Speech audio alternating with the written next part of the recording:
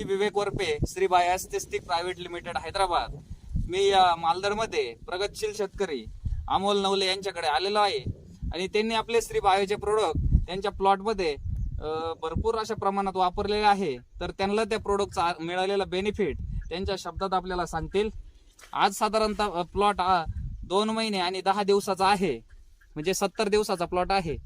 तर 70 दिवसामध्ये प्लॉटची इम्प्रूव्हमेंट आज आम्ही स्टार्टिंग पहिल्या दिवसापासून ऍप्लिकेशन केलेलं होतं.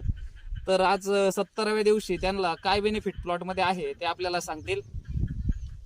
आम्ही श्री बायोस्थेटिकचे भरपूर प्रोडक्ट वापरलेले. सुरुवातीला आम्ही टिची गोल्ड वगैरे, रायझोजेन वगैरे ड्रेंचिंग केली आणि त्याच्यानंतर कुठल्याही केमिकल बुरशीनाशकाची ड्रेंचिंग केलेली नाही आहे आणि आम्हाला भरपूर चांगल्या प्रकारे रिझल्ट भेटले. साईज वगैरे पण चांगली आहे, सेटिंग पण चांगली आहे, प्लॉटला काळोखी पण चांगली आहे आणि भरपूर अशा चांगल्या प्रकारे रिझल्ट भेटले आम्हाला. आपण सॉइल व्हॅक्सिनेशन म्हणून क्रिया मायक्रोनचं पहिलं बेड ओलं करताना ऍप्लिकेशन केलेलं होतं. एकरी 100 + 75 ग्रॅम या पद्धतीनं एक पॅकिंग क्रिया मायक्रोनचं वापरलं होतं. त्याच्यानंतर लागवडीनंतर 2 दिवसामध्ये वेल्टिंग होऊ नये, रूट ऍक्टिव्हिटी चांगली वाढावी म्हणून टिकी गोल्ड, रायझोजेन आणि काडीचे फुगवण व्हावे म्हणून MSK वापरलं होतं. तर ते MSK वापरल्यानंतर आपल्याला काही मर वगैरे कोणत्याही प्रकारची जाणवली नाही. रूट ऍक्टिव्हिटी चांगल्या पद्धतीने वाढली, फुगवण पण चांगली आणि फांद्यांचे फुटवे वगैरे चांगल्या पद्धतीने दिसून आले. त्याच्यानंतर आपण पुन्हा क्रिया मायक्रोनचं एक 10व्या दिवशी ऍप्लिकेशन केलेलं होतं की जेणेकरून मायक्रॉप चांगल्या पद्धतीनं डेव्हलप व्हावेत आणि क्रॉपची डेव्हलपमेंट चांगल्या पद्धतीने होईल यासाठी. त्याच्यानंतर आपण फवारणीमधून कोणत्याही प्रकारची डावणी, करपा, भुरी येऊ नये म्हणून श्री 999 आणि सकिंग पेस्टसाठी स्पेक्ट्रम बायो हे वापरलं होतं. तर ते वापरल्यानंतर आपल्याला या प्लॉटमध्ये कुठेही करपा वगैरे जाणवलं नाही. त्याच्यानंतर आपण फुटवे जास्त वाढावे याच्यासाठी खालून MSK आणि हॉर्टिफ्लोरा दिलं. त्याने फुटवे पण वाढले, सेटिंग पण चांगल्या पद्धतीनं झाली आणि आजच्या मितीला आपल्याला हे प्लॉटमध्ये या अशा पद्धतीनं सेटिंग दिसत आहे. या ठिकाणी एक झाड उपटून आल्यामुळं आपल्याला या झाडामध्येच दिसत आहे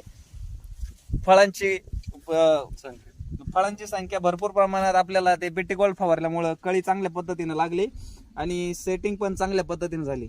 या ठिकाणी हे झाड साधारणतः वजन किती असावं या झाडाचं अमोल शेठ? 7 किलो. तरी काही फळं हे पडल्यामुळे गळालेलं तर आहे आणि याची पूर्णपणे साईज झाल्यानंतर आपल्याला निश्चितच वाटतं की हे एक झाड 1 कॅरेट माल देऊ शकतं. तुम्हाला काय वाटतं याच्यामध्ये? चांगली इम्प्रूव्हमेंट साईज झाली. तर तुम्ही इतर शेतकरी मित्रांना काय सांगू शकाल? तुम्ही श्री बायोस्थेटिकचे प्रोडक्ट वापरले तर निश्चितच चांगले रिझल्ट भेटतील तुम्हाला आणि ऍव्हरेज पण चांगलं निघेल. श्री बायोस्थेटिकचं जर टिकी गोल्ड वगैरे जर जमिनीतून दिलं तर आपल्याला कोणतं केमिकल बुरशीनाशक द्यायची गरज पडेल? आजपर्यंत प्लॉटला 70 दिवसामध्ये एकही केमिकल बुरशीनाशक जमिनीमध्ये दिलेलं नाही. तसं पाहता शेतकरी मित्रांना खूप काही वेगवेगळे केमिकल वापरण्याची गरज पडते आणि खर्चही खूप, आणि प्लॉट पण ट्रेस मध्ये जातो आणि खूप काही खर्चही पण वाढून जातो. तर शेतकरी मित्रांनी ऑर्गॅनिक शेतीकडे वळलं पाहिजे आणि चांगल्या चांगल्या कंपन्यांचे मायक्रोबियल कन्सेप्ट वापरली पाहिजे.